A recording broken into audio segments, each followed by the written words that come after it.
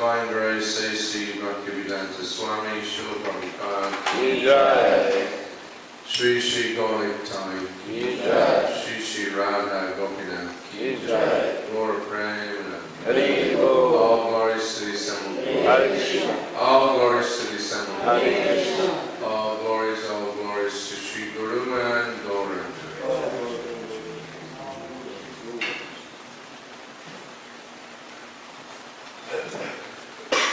Om Namo Bhagavate Vasudevaya.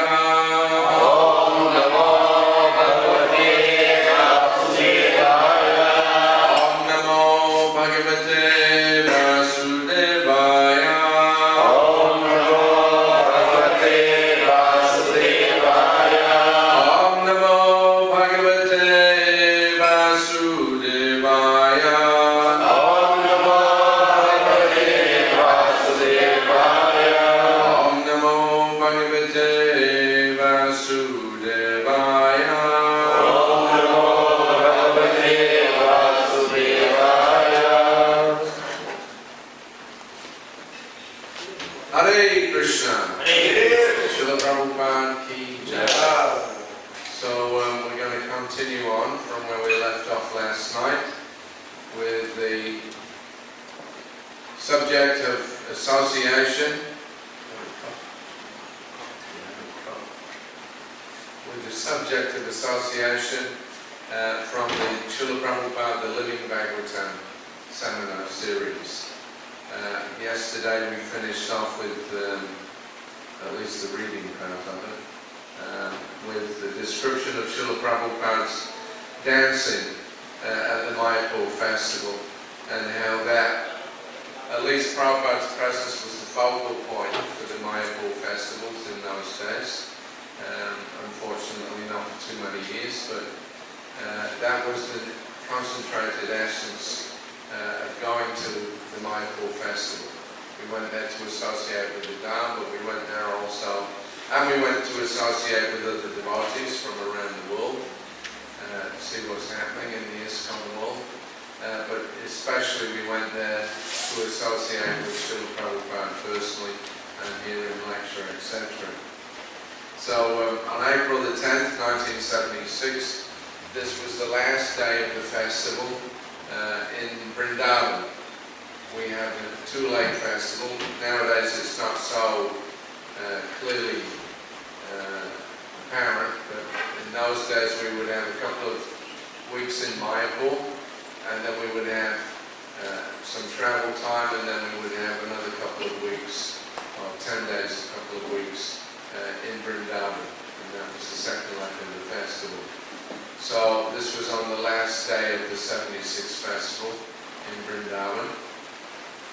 All the devotees are visibly surcharged from their association with Srila Prabhupada during the last few weeks. Now they'll all be returning to their respective temples to push on the Sankirtan movement. As Prabhupada has stated many times, his idea is to bring as many devotees as possible to the Mayapur Vrindavan Gopurima festival. He knows that they'll become purified by their contact with the Dham, and thus return fully enthused with spiritual potency to preach for another year. Of course, it is Prabhupada's association that is the chief motivating principle. We may not know Krishna, but Srila Prabhupada is in our midst, and it is due to the strong reciprocal loving relationship with him that all of the devotees are working so hard year after year. So, in 1977, I think about 350 devotees came from America. Another large group joined them on the flight over from Europe. And there was, at that point, about a record number of devotees that had come for the festival, at least 600 or 700 had come there. And Rameshwara Swami, he was in charge of the American BBT. At that time, they were dealing with millions of dollars, they were selling millions of books, things were going quite well. But at the same time, when they had this Gopurima festival, most of the devotees that came from America at least, in fact, most of the devotees were Sankirtan devotees. That was our main occupation, or that was our main devotional service, was going out and selling books every day. So when the devotees came to Mayapur, then there was naturally a big drop in the book distribution. So Rameshwara Swami, when he arrived, just as a going off on a tangent a little bit, but it just happened that in 1977, the Indian government, they were upgrading their airports, at least the state governments. The 747 jumbo jet was becoming in wide use. Calcutta airport was very small, and so they had to upgrade their facilities in order to receive the jumbo jets. So it just so happened that the very first jumbo jet to arrive at Calcutta airport was the one that the devotees came from America. So they found out through some contacts, maybe Air India or some other source, that this particular aircraft was going to be the first one to land in Calcutta. So they arranged it so that all the seats were booked for the devotees. So when the aircraft flew in, it had about 350 or 400 devotees on it. There was the state media was there, all the TV, the newspapers, the chief minister, the minister for tourism, and so many others. They were there at the airport to greet the first jumbo jet. When the doors opened, then this great stream of maybe saffron-clad devotees came pouring down very ecstatically onto the tarmac. So that was all filmed. So that was a bit of a PR coup for us. Anyway, apart from that, Rameshwara was amongst those devotees that came. And he was a GBC on the West Coast. He was also the BBT trustee for North America.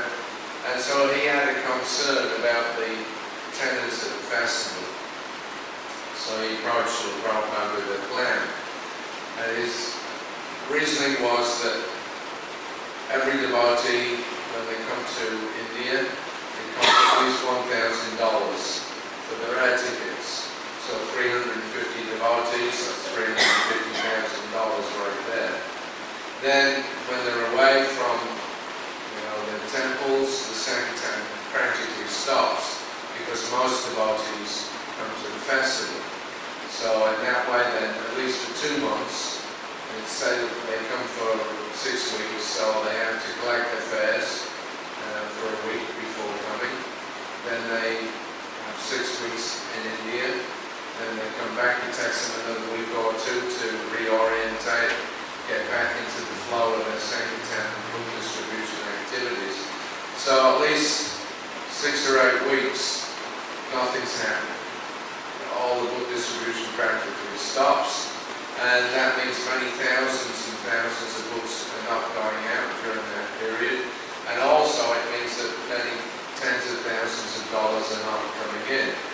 So Rameshwara calculated that it was probably costing the American BBT about $750,000 in lost revenue. And also, so many thousands of books were not going out during that particular period.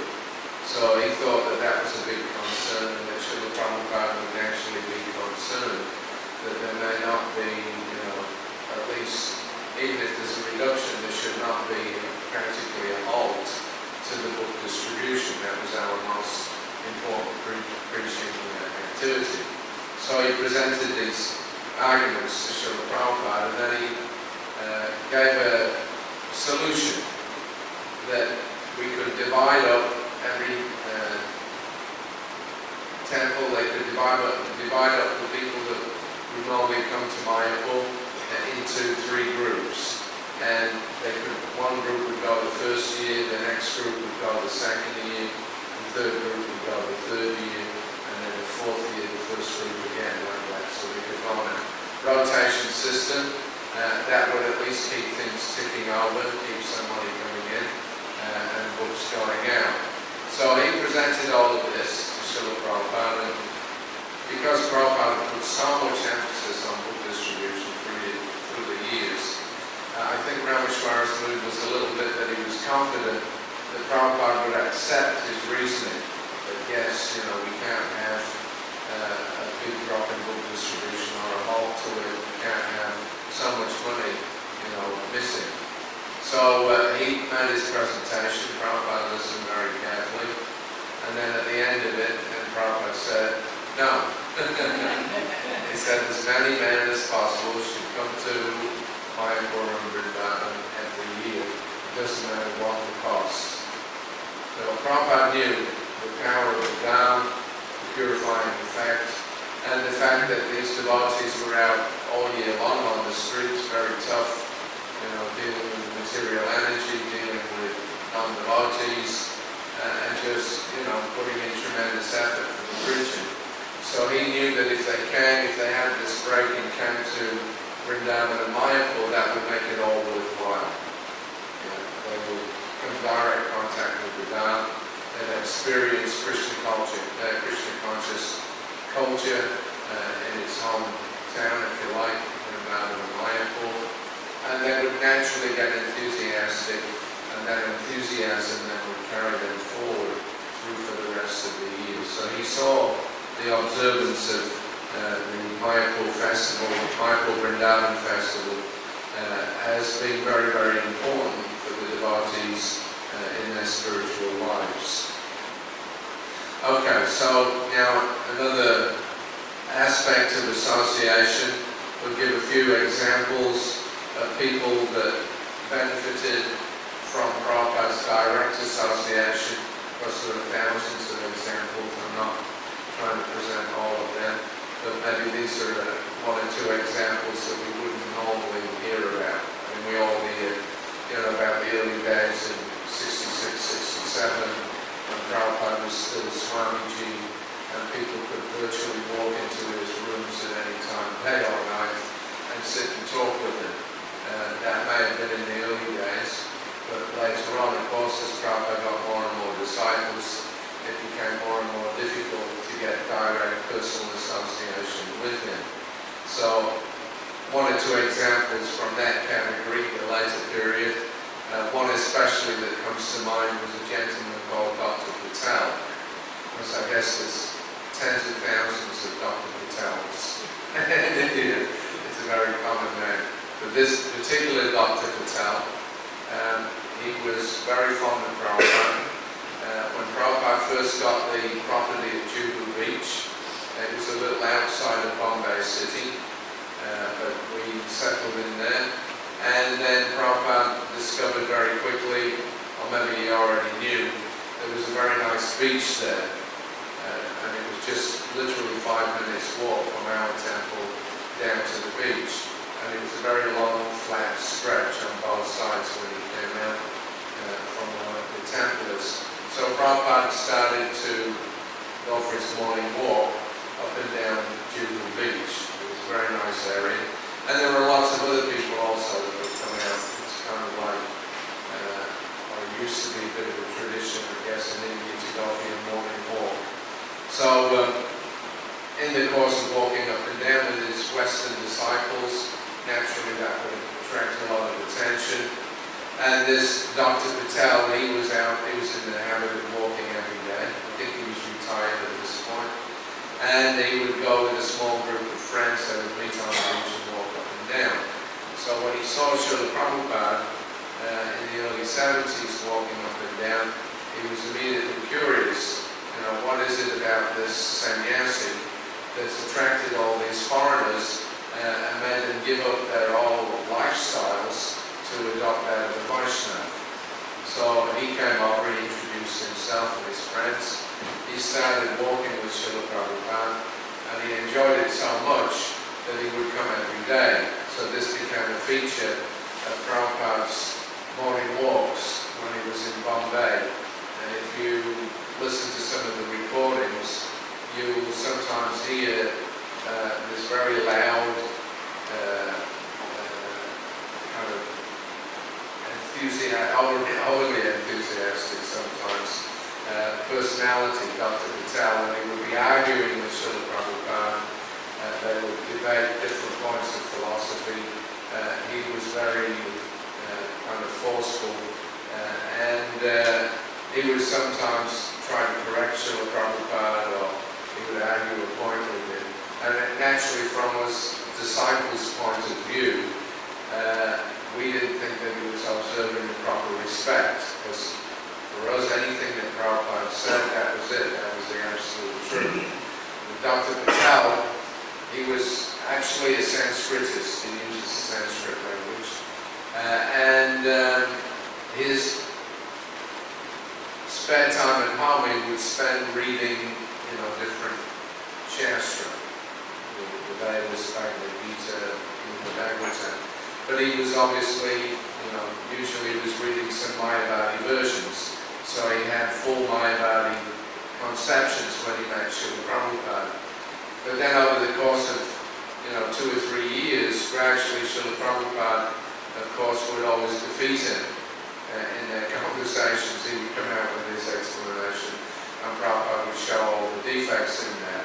And not only that, but unusually for India, I guess, amongst the spiritual circuit, Prabhupada was also very critical of so-called swamis and yogis that were presenting or misleading people about the real purpose and practice of spiritual life. So sometimes Prabhupada would, openly declare, this one's a rascal, this one's a nonsense. And Dr. Patel would be very shocked, and he would try to defend it. No, but he's doing this, and then Prabhupada would shoot his arguments down. So this was a regular feature in Bombay, that Dr. Patel would come and engage in vigorous debate with Srila Prabhupada, and Prabhupada would smash him. So, although we used to get a bit agitated sometimes at the way that he would deal with Srila Prabhupada, Prabhupada himself was perfectly happy, to engage in these kinds of debates with him, because I guess he saw something in the man, just the fact that he was attracted to come and walk with us every morning, and from the walk he would come to the temple, have a brief darshan, and then go home.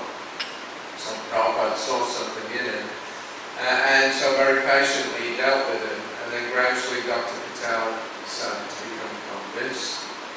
His best arguments were all ruined, and he started reading Prabhupada's books. So from that then he became a devotee himself, again with his Mayavadi philosophy, and he accepted Prabhupada's versions of things. So that was all by direct, personal dealings, very patient dealings over a number of years with Srila Prabhupada. So I first met Dr. Patel in December of '75.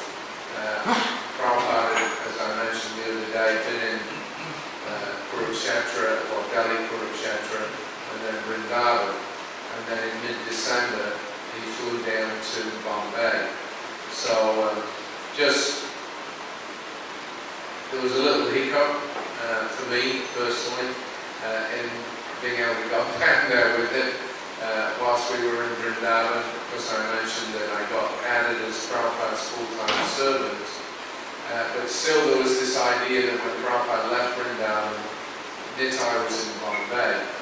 And Gopal Krishna was still harassing me that although you're on, Prabhupada's party right now, when he leaves for Bombay, then you can still go to Calcutta and continue to tell the president there.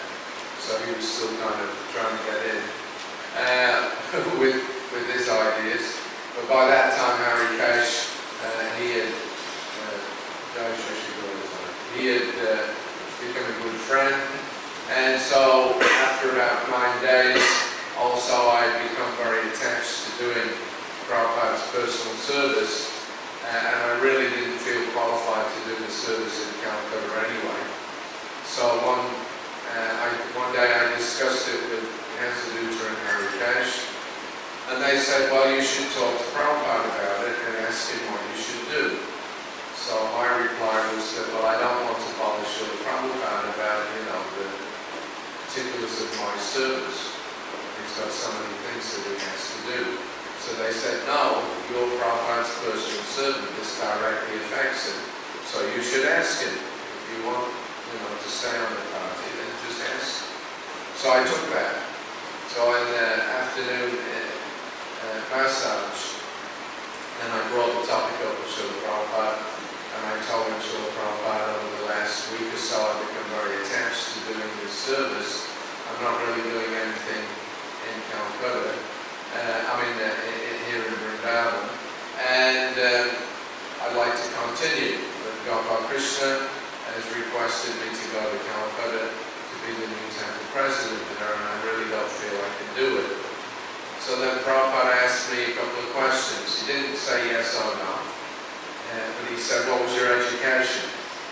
So I said, well, I went through the British school system, up to the grammar school level. And then he said, well, what about learning languages? So I told him that was my worst subject at school. They tried to teach me French and Latin, but that was a hopeless case. So I said, I'm not very good at learning languages. So he said, so call Harry Cash. So Harry Cash came up, and Prabhupada asked him, he said, so he wants to stay with me as my permanent servant, what do you think? So Harry Cash said, yes, I think it's a very good idea, he's doing very well. It will be very good. You won't have to keep on changing servants every few months. Nitai came on for 3 months and then left. If he comes back on the party, he'll just leave again at another point in the future. So Harisauri can be your permanent servant. So then Prabhupada said, all right, very good.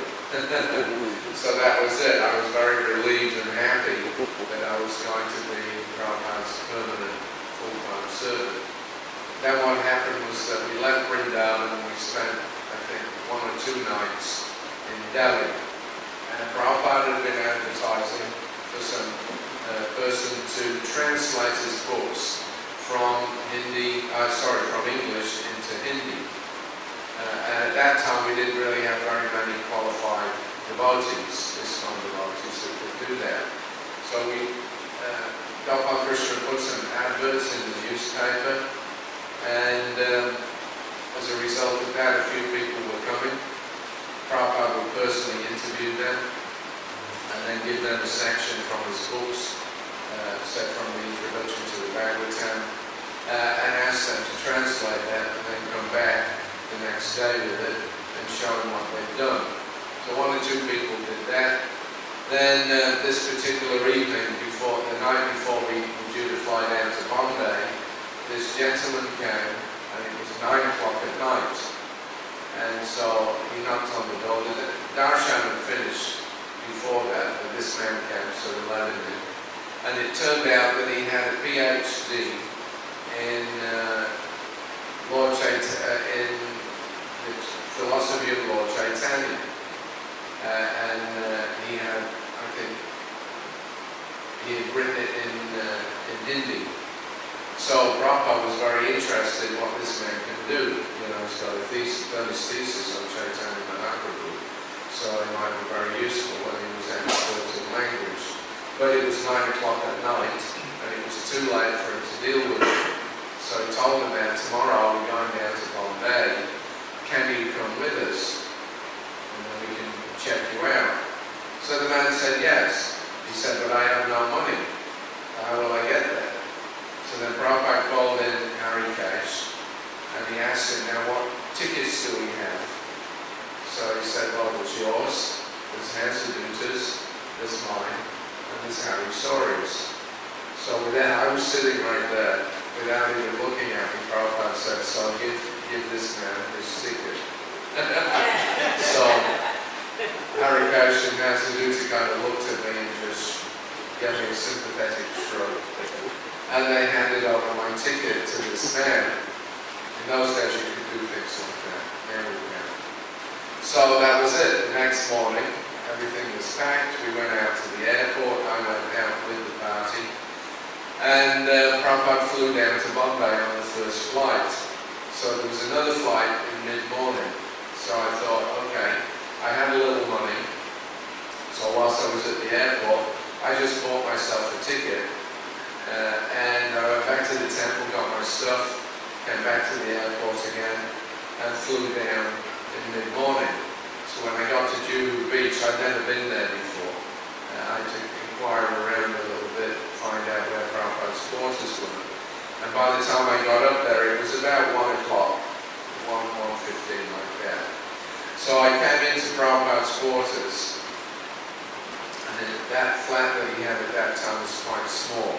So when he came in, there was a small reception room, and then going off from that on the right, there were 2 doors. One was for his sitting room, the next one was for his bedroom, and there was a kitchen next to the bedroom.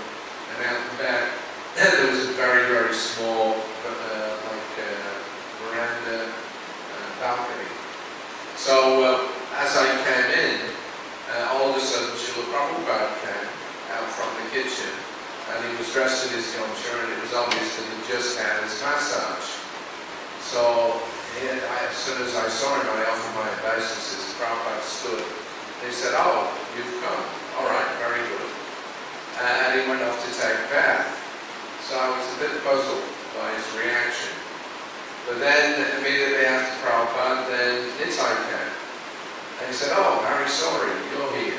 He said, "Oh, very good." He said, "I didn't really want to come back on the party anyway. I want to go back to Vrindavan." So I'm thinking, now what's going on here? Did I, get some misunderstanding or what? And then Harikesh came out and he said, "Harisauri, what are you doing here?" And then I realized that when they'd given my ticket to this man the night before, that in everybody else's mind, it was like, okay, too bad, you didn't make it. I've been accepted as a permanent servant. I was in Vrindavan because the ticket was given away. Prabhupada, Harisauri, and Harikesh were all thinking, well, that's it. He's left behind, Nitai's in Bombay, he'll take up the service and move on. I was the only one that didn't understand I wasn't supposed to be there. Which was fortunate. I think that's a case of where, Krishna somehow or another bewildered me. And as a result of that, I got to stay on the party. If I'd have understood that I wasn't supposed to be there, I would never have flown down. Anyway, so it was nice. So the point, that was a tangent, but getting back to the point, that was about 15th or something of December in 1975. So the next morning then, we went out on a walk, and that was my first chance to meet with Dr. Patel and see him in action. Because when Dr. Patel was there on the morning walk, he was so enlivened and so passionate that he wouldn't stop talking. Even when Prabhupada was talking, sometimes he would cut in and talk over Prabhupada, cut him off. It meant that nobody else, in the party could ask any questions because Dr. Patel would hold the entire conversation from beginning to end. So sometimes when he didn't turn up, everybody was very happy because then we got a chance to ask our questions. Anyway, this particular day, December the 18th, Dr. Patel was out on the morning walk, and the conversation went on with Prabhupada criticizing the Sankhya philosophers who believe that creation comes about by chance. So Dr. Patel questioned, "But sir, this Sankhya philosophy also believes in the Vedas," means it's found in the Vedas. No, Prabhupada corrected. Sankhya philosophy by the original Kapila, that's in the Vedas. And this later Sankhya philosophy, and then Dr. Patel cut him off, he said, is from another rascal. So Prabhupada laughed, he said, yes, he said, now you have learned. So everybody laughed loudly and joined the education of Dr. Patel. Previously he would have argued like anything, no, you can't say that, Now by this time he'd learned Prabhupada's views. So through Srila Prabhupada's association, he is learning the art of good discrimination, and he's giving up his pseudo-liberalism. By Prabhupada's grace, he's beginning to understand that not everyone has something worthy to say or to hear. A large part of Prabhupada's appeal is his impartiality. His objective statements are irrefutably sensible and logical.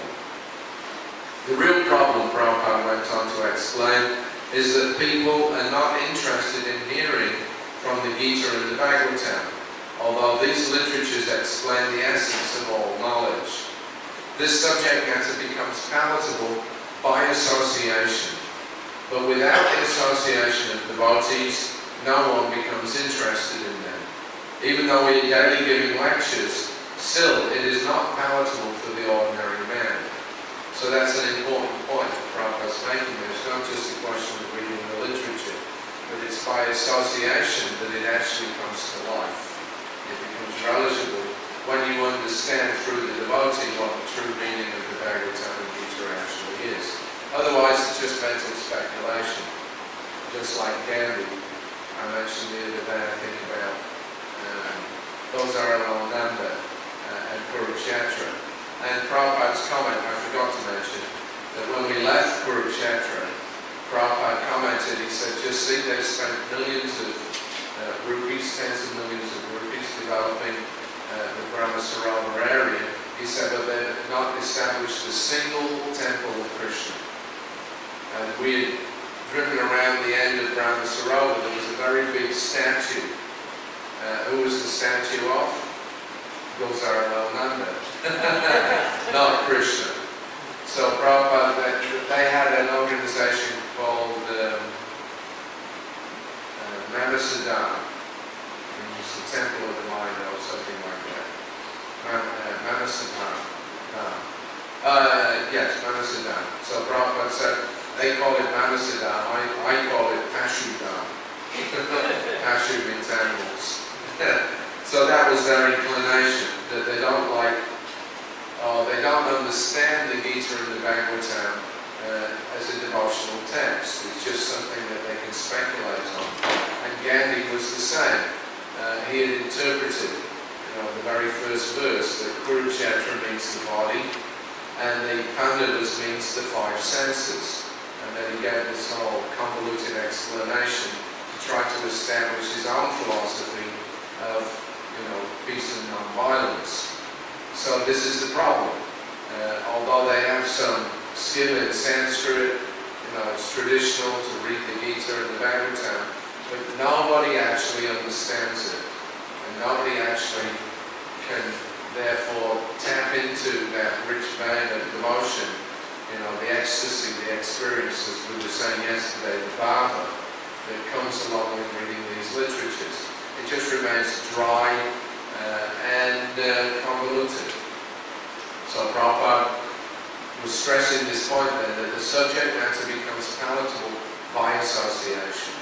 Then you really get to understand what the Bhagavatam and the Gita is about. Otherwise not. So that was in December. Then later on we came back to Bombay in April after the Mayapur and Vrindavan festival.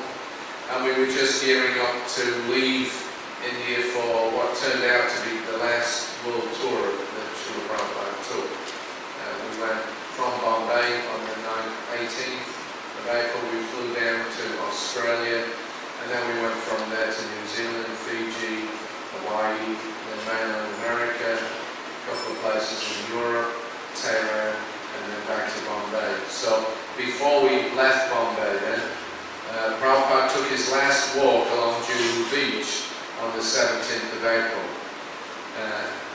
He'll be leaving tomorrow to begin his world tour.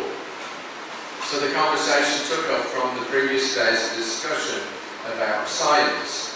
So this was another area that Dr. Patel, he would get a little bit upset sometimes when Prabhupada would criticize the scientists.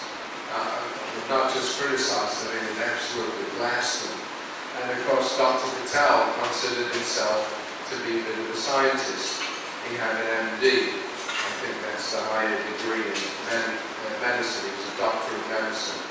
And so he was obviously naturally in favor of material science. But Prabhupada was smash all of his arguments on that one too. So Dr. Patel began by stating that the scientists of aparavidya, or material knowledge, and those with paravidya, or superior spiritual knowledge, like Srila Prabhupada, should not have any quarrel. Prabhupada's response was frank. No, there's no quarrel, but we say these are for the rascals. Prabhupada wasn't going to argue, it was just the rascals, that's it, there's no need to argue the point. He said, yes, aparavidya, that material science, that is for the rascals. Unless one comes to the point of understanding Krishna, he said, he is still in the aparavidya and is therefore less intelligent. Dr. Patel was firm in his belief that although we are spirit soul, the aparavidya is still necessary because we have a body. Again, Prabhupada disagreed. No. That is to make the best use of the bad bargain. How to get the body best to perfect this paravidya. That is intelligence, just like you have a car. So the car is not neglected. We don't kick out the car, but it must be used for spreading Krishna consciousness. So Dr. Patel said that, well, that's what I say, sir, that you should have some knowledge of the car, and that knowledge of the car is aparavidya. No. Prabhupada said, there is no need of that. You have the car, you go from this place to that place very quickly, so you utilize it for Krishna consciousness. But they must know how to drive it, Dr. Patel said. That is knowledge. Why do you say no? Prabhupada said that automatically comes. So Dr. Patel said, well, how is it automatic? Nothing comes automatically. But Prabhupada explained, you can see so many drivers. They don't know about the mechanics, but they may be very first-class driver. Well, Dr. Patel said, learning to drive is a knowledge of driving. So Prabhupada said, you're a physician. So you're not an auto mechanic, but you know how to drive. So it's not a very difficult thing. So Gurudas Maharaj grasped Srila Prabhupada's point. He said, well, isn't it that when you drive for Krishna, doesn't it then become paravidya? Yes, Prabhupada answered, everything is done for Krishna, and that is paravidya. So Dr. Patel clearly likes to think about himself as an appreciator of both disciplines. He seemed intent on proving that scientists are not as bad as Prabhupada makes them out to be. This is probably because as a doctor, he considers himself to be something of a scientist. In his opinion, if they study Krishna's energy, in one sense they are connected to Krishna. He obviously felt that this study was necessary in order to come to the point of higher spiritual knowledge. But Prabhupada pointed out that the intentions of the scientist are not as noble as the doctor likes to think. He said, now these scientists are saying, now we are advanced, we don't require God. There is a book out, yes, it says, we don't require God, now we shall adjust, we shall create human beings according to our necessity. So Dr. Patel had to concede the point, but he persisted in trying to defend the scientists. But as we walked steadily across the sand, with occasional jets booming overhead, and the docile sea waves continuously breaking along the shore, Prabhupada repeatedly reduced Dr. Patel's arguments, and he began to gradually let down his defense. Prabhupada's playful criticisms of Dr. Patel's arguments often make us laugh. But for Dr. Patel to be constantly defeated in front of Srila Prabhupada's young disciples is sometimes a little hard to take, because he wants us to show him some respect. So we would enjoy it. All right, Dr. Patel gets all the talking done. We don't get a chance. But Prabhupada will smash him all of his different arguments. And sometimes, he would do it in such a way that would make us all laugh. Dr. Patel, though, he would feel a bit embarrassed. So here's all these young boys, and they're seeing me getting, made a fool of. So he was,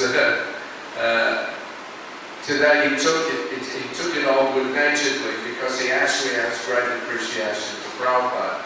He said, so I'll look a fool, and they'll all become wise. All of them. So without irony, Prabhupada immediately reassured him. He said, no, yes, you were wise. Well, they want to say that They want that I should say something, and then you call me a rascal, and then they take pleasure in it. Which was a fact. Guru Dasa assured him that although we may laugh, we're not doing it out of envy or pleasure in seeing him discomfited. He said, no, Paraduki, a Vaishnava is not happy to see somebody else's misery. And Prabhupada encouraged him that actually he should associate more with the devotees. He said, amongst the devotees, if you remain, then Krishna Katha will be so pleasing. Rasayan Katha. Well, even good literature is Sangha. It is also Sadhu Sangha, is it not? Dr. Patel asked Prabhupada. Yes, Prabhupada said. Well, so in the morning I do your Sat Sangha, and afterwards I do the Sat Sangha of the Bhagavad and the Bhagavad Gita. So it is a continuous Sat Sangha. So don't say that I'm not doing it, Dr. Patel laughed. No, I don't say that you were a rascal, Prabhupada humbly said. Rather, I think myself to be a rascal, because I could not draw you into our temple. So Dr. Patel immediately appreciated and reciprocated the sentiment. No, you have drawn me a lot, and still you are dragging me by the leg nowadays. I think I am not fit to be with you, so far as I consider myself. I must correct myself in all my defects, otherwise I will pollute you. So it was a pleasant exchange. Dr. Patel was encouraged, and he gave Prabhupada his assurance that he intends to fully dedicate himself to spiritual life. He said, I will become after 65. Prabhupada laughed. You're 15 years late already. So, anyway, that was Dr. Patel. He was actually a nice man, and he had very great affection for Srila Prabhupada. There was one little thing there.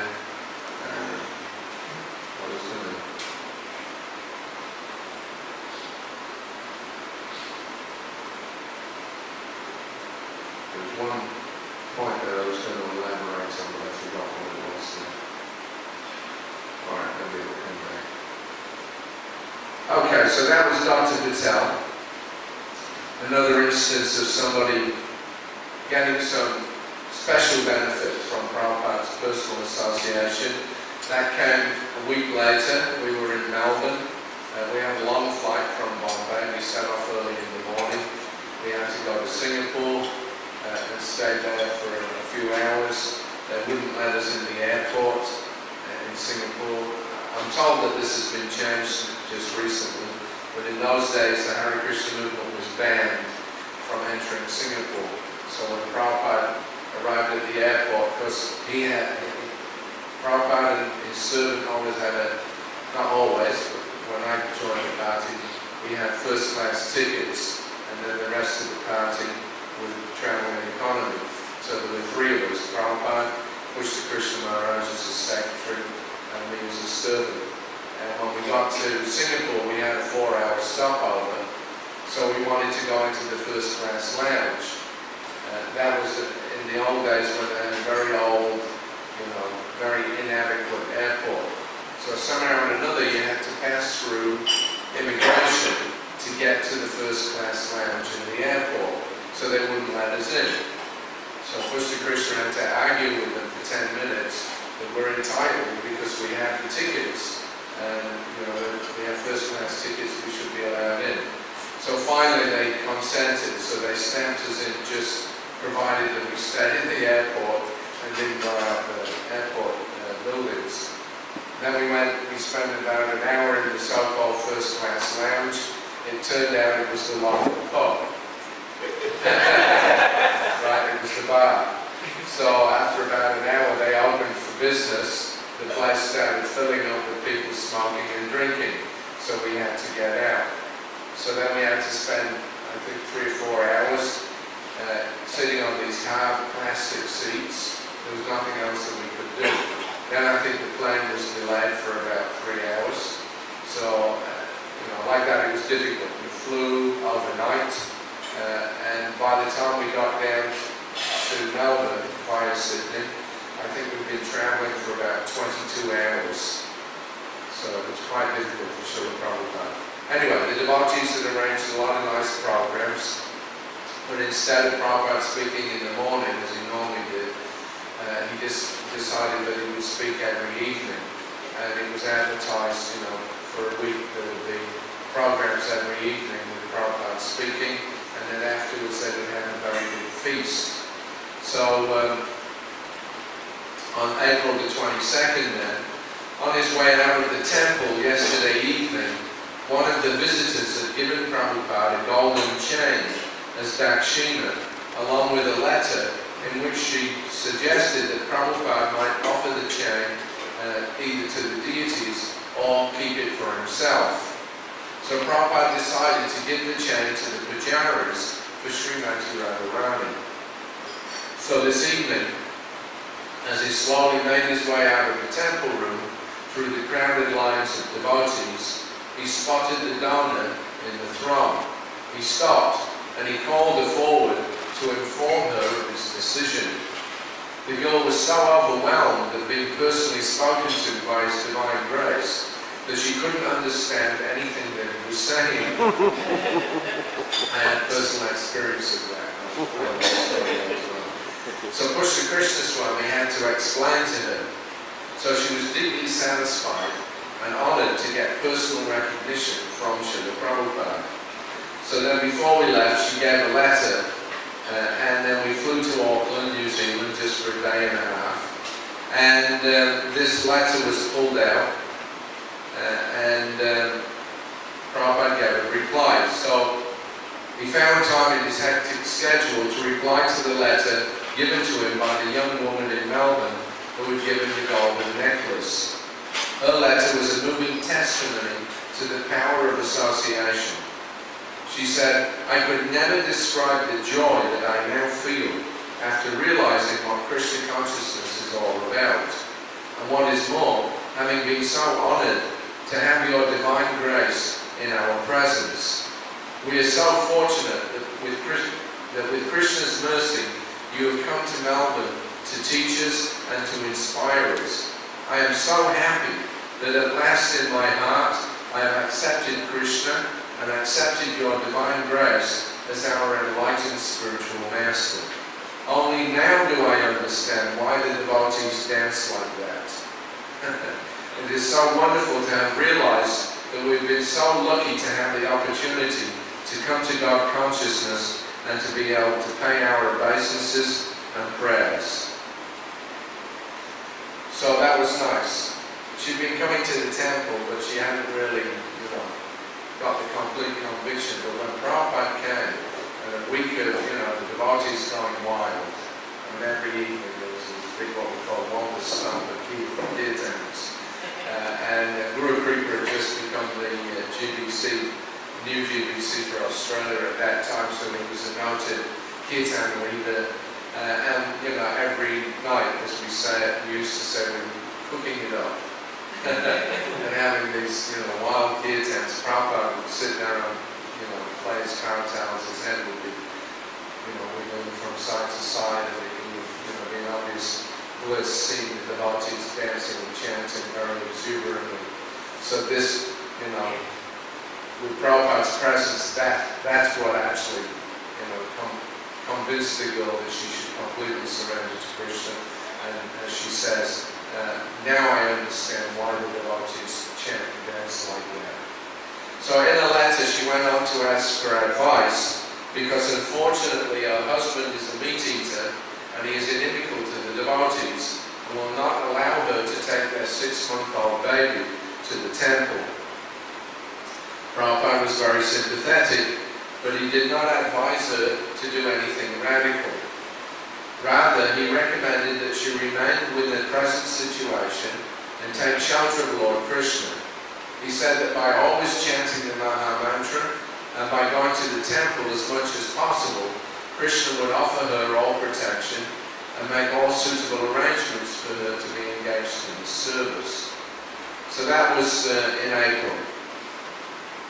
A few months later, in October, Prabhupada got another letter from the same lady. So this was on October the 15th. By this time he was back in India, and we'd gone up to Chandigarh for a series of programs there.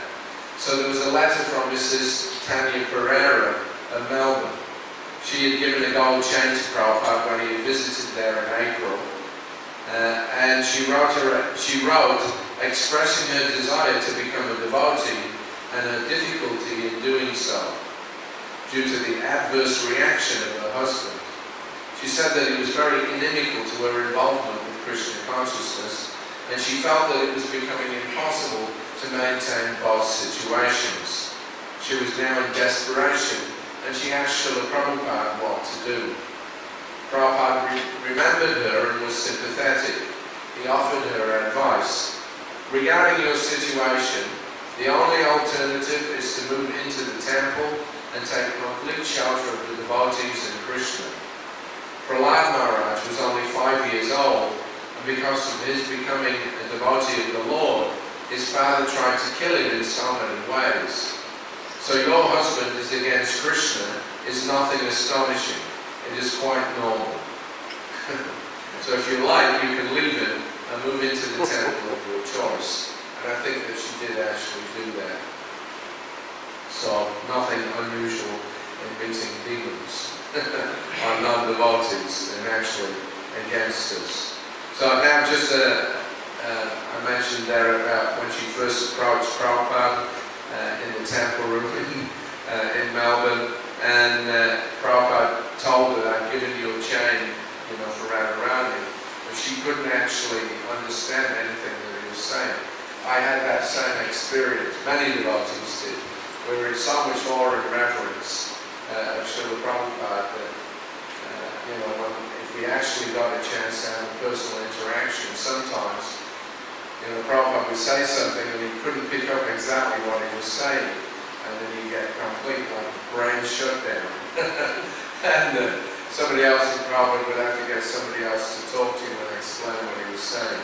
I had that experience. This was before Prabhupada, before I became his personal servant, when he had come back to Vrindavan for Janmashtami in 1975. It was his first visit back after the opening of the Krishna Balaram temple there. And I was the temple commander. And somehow or another I got into an altercation with a young Bengali fellow. And it ended with me hitting him and bloodying his nose. So that information was given to Srila Prabhupada that there's been some problem. So I was called to go and see him. And at that point I had never actually been told personally by Srila Prabhupada. And so when Upendra came and banged on my door in the Brahmachari ashram, he said, Prabhupada wants to see you. I was very apprehensive because I was thinking, now why would Prabhupada want to see me? Except maybe it's that incident in the morning. And of course it was. So when I went into Prabhupada's room, he was just sitting there by himself, very grave. And then after my obeisances, he called me forward and he said, so I heard there was some problem this morning. What was that? So then I had to explain everything that had happened. At the end of it, although Prabhupada accepted there was some provocation, he told me, now you've committed a great offense. He said, this boy will leave the temple. He's thrown him out of the temple. He'll go down into the Vrindavan town. We'll tell everybody that the foreigners have beaten him up. He said, we already have previously some problems with that. I didn't know it, but a couple of years before, there had been a near riot at the Keshigat temple where the devotees had been staying initially. So Prabhupada was very concerned, this would spoil our reputation and our relationships with the locals. So he told me, now you have to go out and find this boy, apologize to him, and bring him back to the invite him back to the temple. So I was naturally, completely morose about what I'd done. And so I went out the next morning to see if I could find this boy, but I had no idea where he was staying, I didn't know his name. And so I had to come back after a couple of hours having failed. Then in the afternoon, again, Upendra came, banged on my door, Prabhupada wants to see you. I was thinking, oh no. Prabhupada told me to find this boy and apologize and rectify this offense, and I haven't been able to do it. So I was really miserable. So when I walked into Prabhupada's room, instead of it being empty as it had been the day before, it was in the middle of the darshan, and the whole room was packed up with about 50 or 60 people. So Prabhupada saw me come in, so he signaled, come over here. So I had to go through, everybody's watching, I'm completely embarrassed. I offered my obeisances and sat before Prabhupada's desk, and then he started talking to me. And I was in such a state of mental anguish, I actually couldn't hear a word that he said. I couldn't make out a single word. I was just blank. So Prabhupada could see he's not understanding. So then he repeated himself the second time. And this time I really made an effort to try to hear what he was saying. And somehow or another my whole brain just got blocked. My ears were blocked. And I could not understand a single word. And so Prabhupada got a little frustrated and he turned to one older Bengali devotee, Pranab Gupta. He said, you tell him. And so then Pranab started telling me. And as soon as he spoke, I could understand. But when Prabhupada said it, I couldn't understand a word he was saying. So sometimes, we got into these kinds of mental states when we were personally with Prabhupada.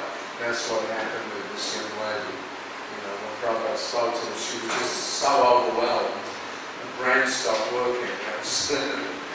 Okay, so that's a couple of examples of people that were, directly affected by Srila Prabhupada. Another man was Alan Coleman. We've all heard that Krishna Consciousness Happening album, the first record of Srila Prabhupada and the devotees chanting that was made in 1966 in New York. So the fellow that produced that, his name was Alan Coleman. So that was in 66. Now, March the 25th, 1976, 10 years later, Prabhupada was staying at the house of Lakshman Agarwal in Chanakapuri, and then an unexpected visitor turned up in the afternoon, Mr. Alan Coleman from New York. He had produced Prabhupada's first Hare Krishna record in 1966. So he arrived with a lady friend, and at long last, he gave Prabhupada the royalties from the record sales. So Prabhupada was due, every record he would get a royalty from that. But in 10 years, nothing had ever been produced. The record had sold, at least to some extent. I was just reading the other day that when that record first came out, somehow or another, it came to the attention of the Beatles. And they ordered 300 records, 300. They didn't just buy one for themselves, but they bought 300 of them because they appreciated the chanting so much and distributed it to all their friends. So some sales were there, but somehow or another Alan Coleman had not paid a cent to Srila Prabhupada. So now after 10 years, he was finally giving Prabhupada the royalties from his record sales, and they amounted to about 170,000 rupees, which was about $17,000. So it was a lot of money. So to his credit, he finally gave it. I don't think that Prabhupada, harassed him, why you're not paying the royalties. He was just happy that the record went out. But obviously he was happy to receive the royalties when they were finally given. So in addition to this, Alan gave in a personal donation of $2,000.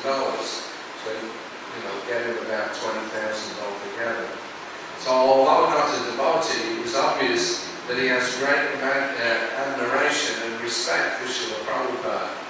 And Prabhupada in turn was very happy to see him, greeting him as an old friend. He had his guests sit while we fed them sumptuous prasadam, and as they ate, Prabhupada chatted very amicably with them and would not let them go until they had eaten everything. He smiled brightly all the while, clearly delighting his guests. He is expert in entertaining and encouraging people to increase their devotional service to the Supreme Lord. So that was in March. Then, later on, a few months later in July, we were coming to the last leg of the tour of North America.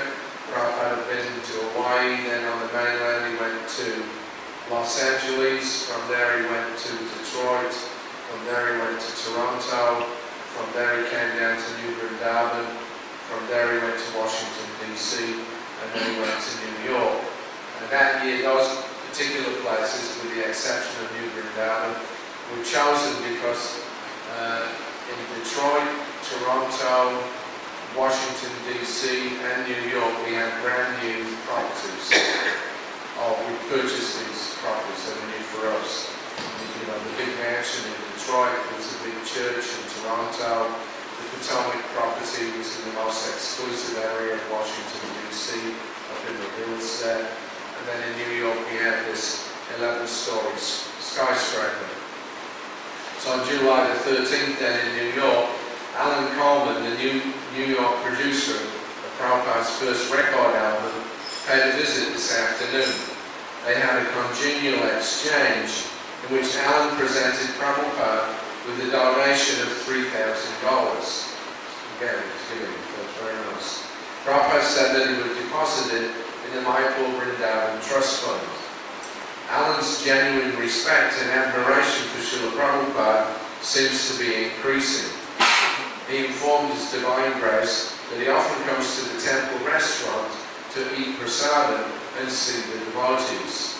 He is excited and happy that the movement now has such a wonderful facility in New York.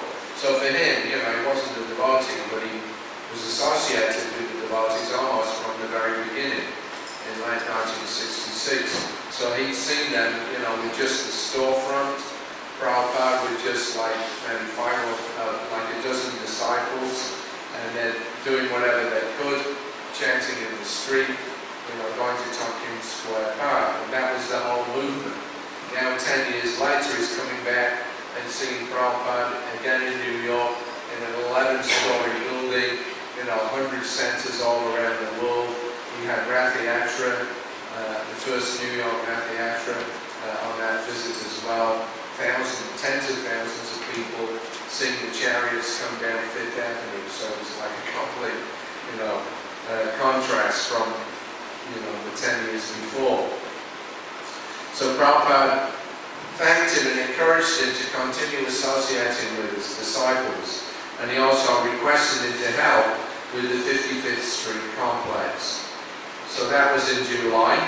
And then again a third time in 76. Alan turned up, and this was when Prabhupada was in Vrindavan at the end of the year during Kartik. So this was on November the 21st in Vrindavan. Prabhupada had a visit from an old friend from New York this afternoon, Alan Coleman. Alan has come to India with his new wife. Besides coming here to Vrindavan to see Prabhupada, he is also doing some business. So he had started a business importing Indian items. After he met the devotees and he saw the reaction and the spread of the Krishna consciousness movement, and of course, you know, the whole hippie era, people were getting with the devotees.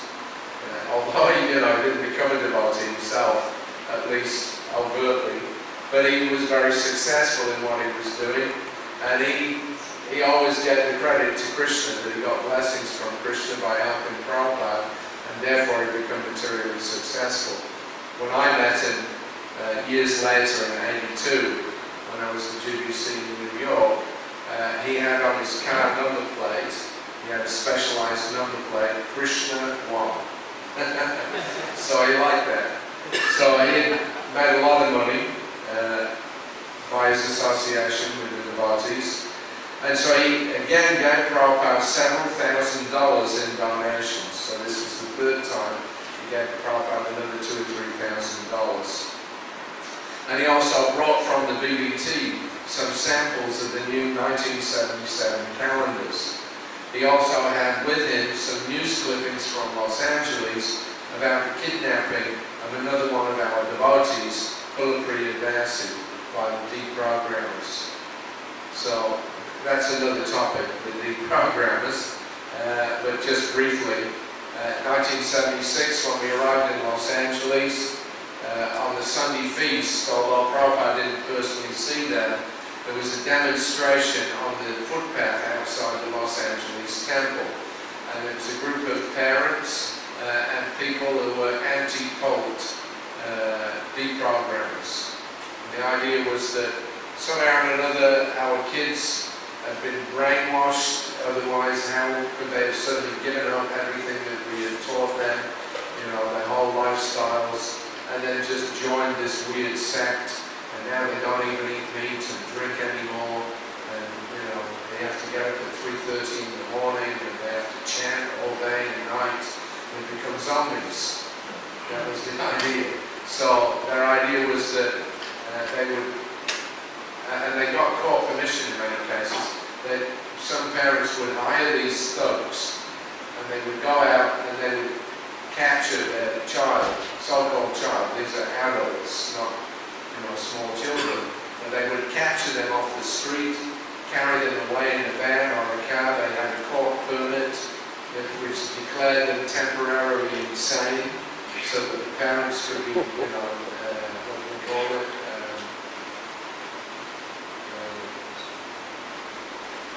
Somebody who's not a protector. There's a name for it. Anyway, they had legal custody of their adult children for 1 month. And then they used that month, they would take them to a motel or take them back to their house, and then they would do whatever they had to do to break their faith in Krishna. So it's like a war that was going on. They would put ice cubes in their mouth if the devotees started trying to chant. They would fill up their mouth with ice cubes. They would take pictures of Krishna and Prabhupada and tear them up and spit on them and throw them on the ground. They would force them to eat meat. They would force them to drink liquor. And then, hopefully from their point of view, by the end of the month, they would be back to normal. They would be perfectly normal, meat eating, drinking, fornicating partners, rather than the devotees. And so it became a big war. And this girl, Kulapriya, she had got kidnapped, but the devotees tracked down where her parents lived and discovered that she was being held there, and then they actually sprung her. They got in somehow or another and got her out. And as soon as she got out and came back to the temple, she initiated a court case against the parents for kidnapping her and denying her a religious freedom. In New York, at the same time, there was another couple of devotees that had also been captured by the deprogrammers, and then they had come back, Vasudalpal and Motivanya. And they had also made a complaint to the state prosecutor in New York that, our religious freedom is being compromised here, and that, illegally kidnapping our devotees. So a grand jury was formed, because I think for felony charges there has to be a grand jury, and then they consider the evidence, they interview the plaintiff, and then they decide whether a court case should be brought or not. So although we made the complaint, the grand jury met with the parents of some of the devotees, but not with the devotees, and then they decided the devotees should be prosecuted, not the parents, although we made the complaint. So Adikeshava was the temple president. He was immediately arrested. Dasa was the second leader, so he was arrested, and they were charged with brainwashing, kidnapping, extortion, torture. And it was a sensational case. It was in all the major newspapers in America, because finally, there was a challenge to a person's right to practice the religion of their choice. And it was an interference with, the First Amendment or the Fifth Amendment, whatever it is in America. So, it was a big issue. And all this information was coming into Srila Prabhupada. He was not at all disturbed by it. In fact, he was very enlivened by the fact that it was becoming a fight. And whenever Prabhupada got into into a fight, then he got really powerful and strong. He was, really determined.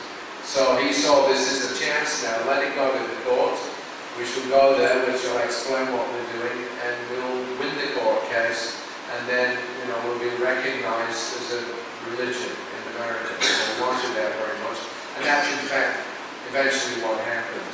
So, anyway, the first news then was coming in. Alan Coleman brought some news clippings from the devotees in Los Angeles about this deprogramming. So, Prabhupada received them warmly and with great pleasure. He insisted on their taking prasadam, and he had set up 2 tables right there in his room. He filled them up with as much as they could eat, all the while chanting and laughing with them, and encouraging them to associate with the devotees as much as possible. After about an hour, they left in great humor, deeply appreciative of the hospitality and full of respect for Srila Prabhupada. It is obvious that Alan holds him in high regard personally, although his initial dealings were simply on a business basis. So that was Alan Coleman. So he also became influenced by Prabhupada's association. He got the chance to go to Vrindavan and meet Prabhupada there. And he would go to Vrindavan and he would buy, various Indian items, clothing and jewelry and other things. So he also became a devotee of the kind by Prabhupada's personal association. Okay, so it's nearly 9 o'clock. I'm going to finish at this point. Does anybody have any comments or questions?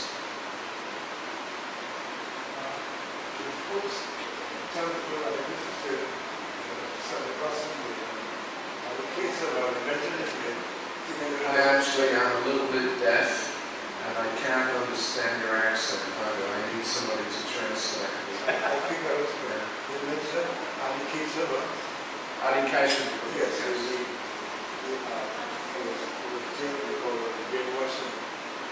When I came at the first time, not here good. The Kisava was TBC, Sanyasi, and Takshikama devotees, and they, by the association, they strengthened me. And we talk about association, they strengthened me, and I stayed because I was in the restaurant and playing music in the band. And I couldn't believe that, but the association and the preaching strengthened me. So You were in New York. No. Adikeshava was a GBC here. Oh, it was a GBC here. He's saying that when he just became a devotee, Adikeshava used to come here. So you're just speaking about... Okay, yeah. The association strengthened me, and I can lead the music. I can lead the music and the restaurant and join Krishna. That's strengthened. That's a lot of association. Yes. There's much more, but I didn't do it. Yeah, all right. That's Something. nice bit of information. Thank you. Any other questions or comments? Thank you. From your very close association with Prabhupada, from what you've been saying, there would have been many devotees or people who came in contact with Srila Prabhupada, but not everyone would have taken full advantage of this association, this pure devotee. So my question is that even today, we have many devotees, let's say in this community, in our congregation, our community, we have a lot of devotees. But not everyone is on the same level or the same standard. We would like everyone to come up to a certain level of Krishna consciousness, a certain standard. But we see that not even when Prabhupada was present that was happening. But how can we help people to come up to a higher level of How can we help people to come up to a higher level? That can be done by somebody who's advanced in Krishna consciousness. If we're neophytes, we can't help people to go beyond our own level. If we practice ourselves and develop a deep and mature understanding of Christian consciousness, the more we do that, the more effective we'll be if we give our association to others. So the first thing is to purify oneself. Then that will be effective in helping other people to become inspired and to become Christian conscious. Yeah? But that's the first item, is that when Lord Chaitanya was asked, what is required for a person to be a devotee, he said, first of all, he has to purify himself. Then you can think about purifying others. So, Christian consciousness, if we had not had Prabhupada's personal association, and if he was not on such a high standard, then it would not have been possible for us to develop, in any way either. So, anybody who's preaching means at least you have to be on the Majjhima platform. Kanista platform, that's the majority of devotees. Generally speaking, that's where on the level where there's a mixture of material desire and spiritual desire. So, it's like a fluctuating situation. The neophyte devotees, they come, they can appreciate the deities in the temple, but they don't really appreciate the association of devotees very much, because when you're just coming out of material life, that envy is still there. All materialistic persons are envious of each other. Even if it doesn't appear that way, they are, because the symptom of envy is that you don't surrender to God.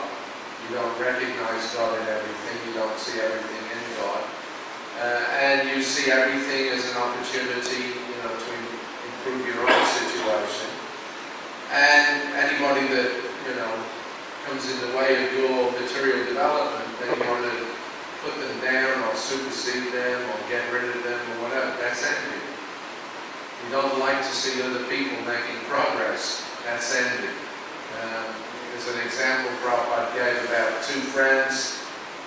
So there was a report that a mutual friend of theirs had become a high court judge. So one fellow was telling his other friend that, so-and-so, he's a high court judge. So the man says, no, not him, no way, he's not qualified. No, I've seen it was in the newspaper, it's been announced. Oh, well then he must not be getting any salary. Doing it for free. So even though the man has the qualification, an envious person can't give him credit for that. So if you're on that kind of platform, and that tendency is there, that, immediately we hear about somebody going up a little bit, we become a little bit, envious. So when you're preaching, you can't be on that platform. Preaching means that you're delivering the mercy of Lord Chaitanya to the innocent persons you associate with, the devotees, and you worship the deity. And the envious persons you leave aside. So there's no room there, if you want to be an effective preacher, there's no room there for having ill feelings towards any living being. In order to spread Christian consciousness, you have to be an ever well-wisher. As Prabhupada used to sign, you're ever well-wisher. That's the position of a preacher. So either you're coming down from the topmost platform, as Prabhupada did, and taking up the role of a preacher, or you're coming up, from the neophyte platform, as we're trying to do, and you become a preacher, coming up that way. But that preaching platform is a non-envious platform. And when people speak with a non-envious devotee, they know that there's something different, that this person is actually speaking for my benefit, for my welfare. They feel that they can trust them. That's another aspect of Srila Prabhupada. I think sometimes devotees ask me, what was the most impressive characteristic of Srila Prabhupada. And I think that one of the things that I found in Prabhupada was that he was a person that I could completely trust. We were giving our whole lives to Srila Prabhupada to do with whatever he wanted to do with them. We were volunteering. But to do that, to be able to surrender, to any authority, you have to trust them. If you can't trust somebody, then how will you surrender to them? So a leader has to be completely trustworthy. They have to be a genuine well-wisher of everybody that they meet. That will be effective. People will pick up on that immediately. This person is not envious. He's actually speaking for my welfare. He's trying to do some good to me. I might not understand what it is, but they get that overall feeling. So if we want to bring others up, it means we have to be up. We can't be down and then see, expect that we can make others more advanced. The emphasis is on ourselves to practice Christian consciousness properly. Purification will take place, and that will have a natural effect in whoever we meet. Is that all right? Otherwise, as far as the systems go, we have it. Prabhupada gave a perfect, pattern. We have our programs in the morning, we have the deities, we have, artis, we have classes, we have Sunday feasts, we have festivals. These are all facilities that we're offering so that people will come and get purified. If you want to raise them up, it means purifying them. Just by eating prasadam, by chanting Hare Krishna, coming to the temple, that's the whole point about having these centers, is that people will come and automatically they'll become purified. The heart will become purified, become more and more receptive to hearing the philosophy. And as they hear more, then, their consciousness becomes transformed. All right? You're looking doubtful. You made the point that, Prabhupada has given us so much. He has set up a system where, as long as we take advantage of the system, of course, we will make progress. But what about, we have, sometimes, we don't take advantage of the system that Prabhupada has set up for us. So we wouldn't come to the class, we're not engaging in devotional service. We may have initiation and all of that, but we're not really, so that's the point, that we would, we have first, second initiation, and we're not really taking advantage of the system that Prabhupada has set up. So therefore, there's no spiritual advancement. So that was initially what I was trying to ask you, that how can we help someone like that? By personal association. If you're inspired, you can inspire others. If you're not inspired, then they won't become inspired either. We make, so much facility for the devotees to come and, they can take advantage of it. If they don't take advantage of it, in one sense, that's up to them. In Vrindavan in September of '76, I saw there was a number of foreigners that were coming to the temple, but nobody was making any real attempt to preach to them. So one evening I thought, I'll do something myself instead of just getting involved with everybody else. Let me do something. So instead of going into Prabhupada's garden, which I normally did, which Prabhupada did during the evening arati and afterwards, I went out into the temple and I started preaching to this fellow. Then after some time, I went back and Prabhupada asked me, where were you? And then I explained, well, these people are coming to the temple, but nobody's making any attempt to preach to them. Prabhupada said, no, he said, we're making so much facility. We have the temple, we have our program, we have classes. He said, now it's up to them whether they take advantage or not. He said, we've done what we can. Yeah? Now it's up to them. So, now you're saying about people that are already initiated and whether they're taking advantage or not. We do, people do sometimes have slumps in their spiritual lives, they lose enthusiasm. So, a little personalized preaching. This is also, I think in the Christian tradition, they call it pastoral preaching. It means, that you go out, you visit people in their homes, you try to encourage them to, attend the festivals, to come to the temple for class, etc., etc. But ultimately you take Shri Thakur. They have to decide what they want to do. So yeah, I mean, you can make a certain amount of endeavor to encourage people, but beyond that, beyond what's reasonable, it's up to them.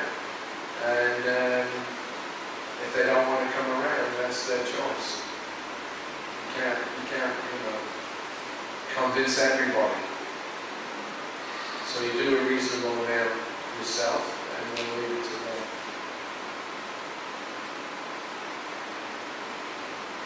Is that all right or not?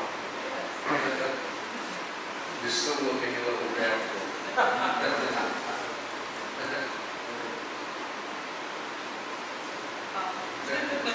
All right. Yes, last question. I have this friend here, I would like to introduce you to him. He is Paras Chokolingo. He originally born in Trinidad, but he is a shareholder of one of the well-established papers, Newsday. So he is one of the shareholders of the paper. But he lived most of his life in India, and he now returned from India a few months because his mother is ill. Right? He was fortunate some years ago to meet Srila Prabhupada. Right? Can you give us a I was in my Guru's ashram in Rishikesh. Who is the Guru? You were in Rishikesh, what was that, 1977? 77. Yes, Prabhupada was there for about a week. Yeah. In that week I did. Actually, very fortunate. He actually from, how do you call it? Maharishi organization. Right. TN. Yeah, The yeah. last one on that side. Uh-huh. Again, the last ashram there. Right. So I was walking down with a few other devotees from our ashram. Uh-huh. And some devotees of the Harisauri retreat, they were walking to us. And they told us, would you like to meet Prabhupada? He's here. And so we went into that Good, UI. very good. Yeah, by that time I dropped off the party and Prabhupada's party, and he sent me back to Australia as a new GDC there. But Prabhupada, he was very ill at that time, and he had gone to Rishikesh. One of our life members had offered his house, the use of his house there, and he thought if he goes up there, there's the Ganges, fresh atmosphere, so that might help to improve. But after about a week, then he had another health crisis, and then they took him straight back to Vrindavan. Yeah. So nice. Yeah, so we became friends a couple of years ago via a program in Sanwan. So having returned, while he was in India, we used to communicate on Skype, and so now he's presently staying by me. But hearing you speak about Dr. Patel, asking about the philosophy, Mayavadi philosophy, he always asks me what is Mayavadi philosophy, so I'm asking on behalf of him. That's a big topic. It means basically that Mayavadi means that he thinks that everything is ultimately an illusion. The material world is just an illusion, and that spiritually there's no differentiation or variety. But when you come to the spiritual platform, then everything is one. It's just like a white light. Everybody just merges, and you lose your individuality. So that is not supported by Shastra. Because Shankaracharya preached along that line, and most Mayavadis that you meet nowadays claim to be somehow or another connected with Shankaracharya's philosophy. So basically it's that idea that God is some kind of impersonal force and nothing more, and that any aspect of variety that we experience, this is all just an illusion. That's not according to the Vaishnava philosophy. Our philosophy is that there is the Bhagavad philosophy, of course. It's not our philosophy, but the philosophy in the Gita and the Bhagavad is that there are different features of the Supreme. There is an all-pervasive aspect to the Supreme Lord, And that's the first level of realization when you understand you're not this body, that every living being is a soul, and every soul is connected. Then there's a sense of all-pervasive presence, if you like, of the Supreme. But that is only the beginning stage. And many people, when they get to that stage, they think, now I've realized God.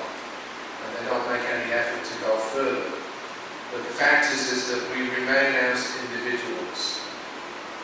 Even though we're all spirit soul, in one sense the same substance, but still the individuality of the soul remains.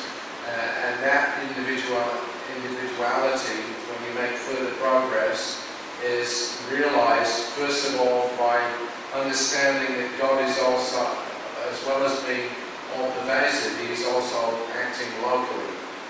It means that I personally get some inspiration, some intuition, some inner voice, if you like. That is also indicative of the presence of God within everybody. Doesn't mean that He is God or that we're God. That doesn't mean that we are God, but God is there within the heart of every living being in His form as the super soul of Sri Rajai Vishnu. So that's a localized realization that not only is God everywhere, but is particularly dealing with me as an individual, localized. And then beyond that, when you understand who that person is that's dealing with you, that's Supreme. That's Bhagavan. That means the personal form of the Lord. That's also fully spiritual.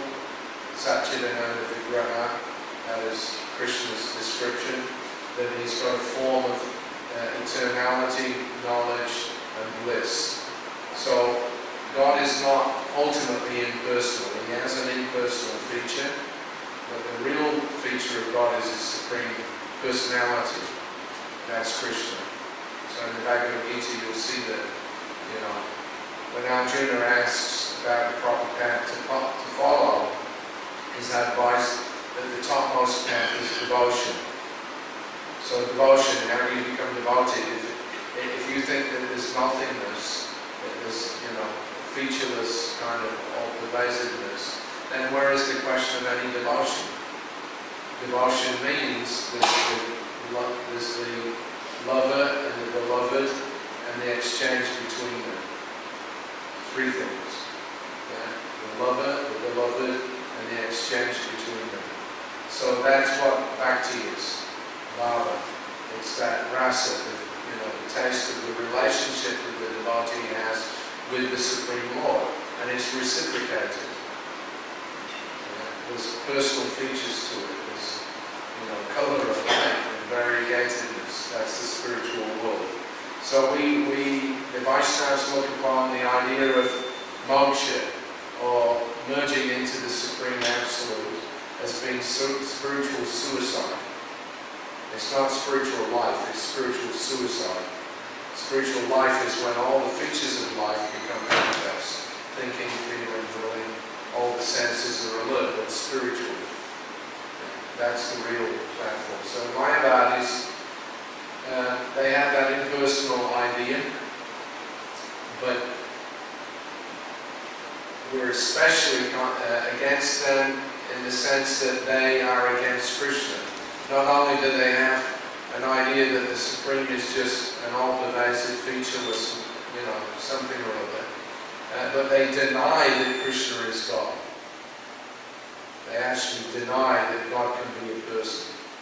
So there's a difference on the impersonal level. There's innocent people that come up to the level of impersonalism. They get an understanding of the all-pervasive feature of God. But they don't deny the personal existence, they just don't know about it. They have to make further progress. But the Mayavadis, they actively deny the personality of Godhead. They say that the appearance of Krishna is just another feature of the mixing of the modes of material nature. When Saturn and Buddha comes in contact with material nature, then you get manifestations like Krishna, Ram, or any of the other avatars. And then when this material world goes into dissolution, they also dissolve, so they're not permanent.